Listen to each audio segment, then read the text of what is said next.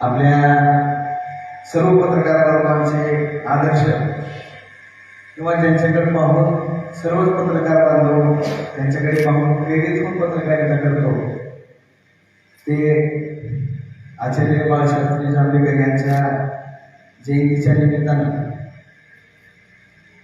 सगळीकडेच पत्रकार दिन म्हणून साजरा केला जातो।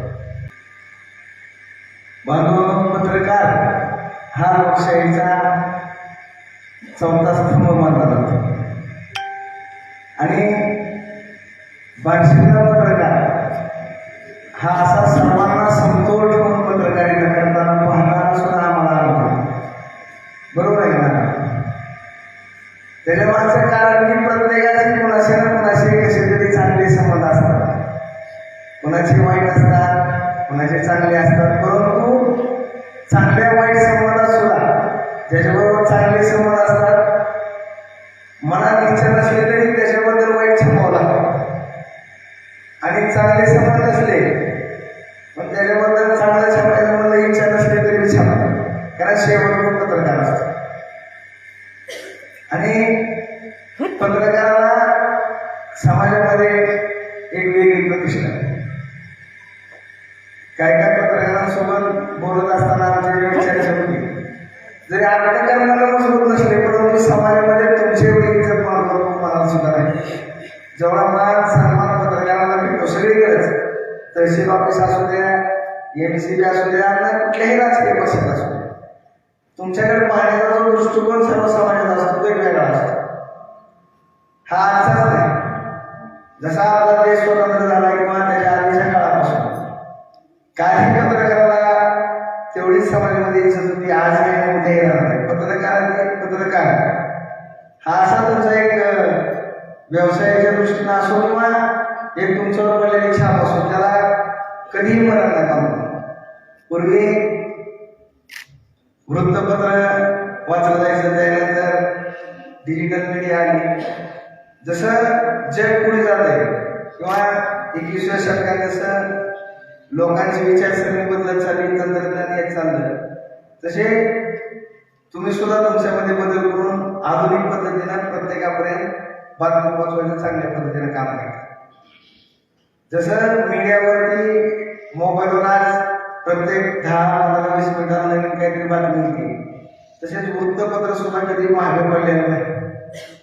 आज सुद्धा कुणी असू द्या, माझ्यासारखी सुद्धा व्यक्ती सकाळी पेपर वाचल्याशिवाय मला सुद्धा करमत नाही आणि मी काय खोटं बोलत नाही। मी काय आज मत वाचलं, मी काय बातमी सुद्धा सांगू शकतो। आज पहिल्या पानावर तुमच्या मार्केटिंग बिझनेसची जाहिरात होती, त्यानंतर आज भारतीय जनता पार्टी भूखंडाचं काहीतरी ठाकरे म्हणून टीका होती, आतल्या पानावर आपल्या विठोराया रुक्मिणीची बातमी होती, शेवटच्या 4थ्या पानावर आहे सोलापूर धुळे उपनगराध्यक्ष झालेली बातमी होती। म्हणजे मी वाचतो पेपर, सांगायचं मात्र कारण की शेवटी समाजामध्ये काय चालू आहे किंवा आजूबाजूला काय चालू आहे हे जर जाणून घ्यायचं असेल तर आपण अपडेट राहण्यासाठी पेपर वाचणे गरजेचं आहे आणि पेपर वाचला हा आवश्यकता पेपर वाचावा लागेल किंवा वेळ काढून, कारण मोबाईल हातात आला की मनानं बातमी वाचली जाते आणि निवडणुकीच्या काळात अशा बातम्या असतात तुमच्या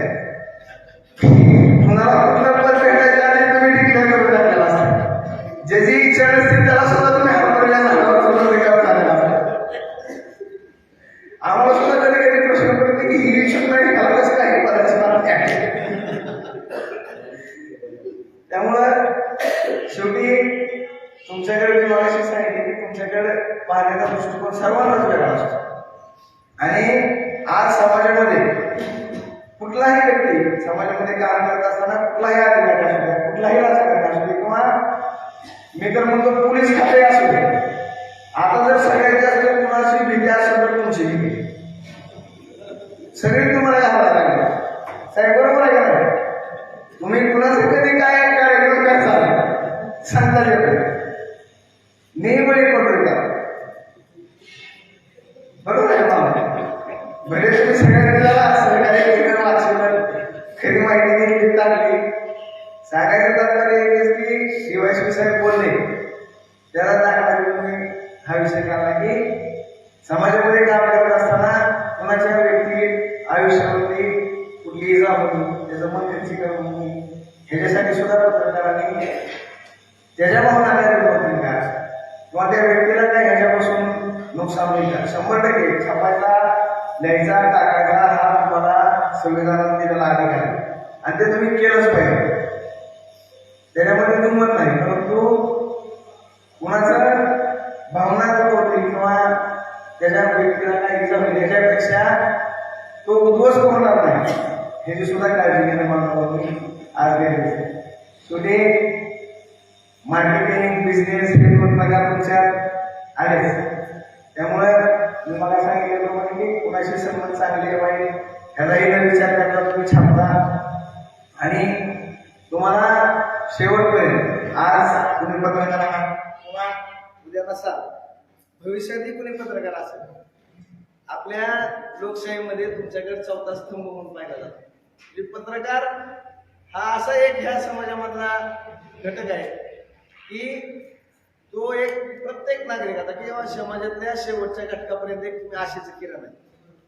ज्याला कुठंच न्याय भेटत नाही, कुठल्याही विभागातलं काम असू किंवा कुणावर जरी अन्याय झाला असेल, त्याला जर कुठंच न्याय भेटला नाही तर शेवटचा आशेचं किरण म्हणजे पत्रकार बनतो. आणि त्या व्यक्तीला किंवा त्या कुठल्याही बाधित कुटुंबाला किंवा ज्याच्यावर खरोखर अन्याय झाला आहे त्याच्यासाठी तुम्ही कायम धावून जावं अशी या पत्रकार दिनाच्या निमित्तानं मी तुम्हाला विनंती करतो. सर्वांना पत्रकार दिनानिमित्त शुभेच्छा देतो.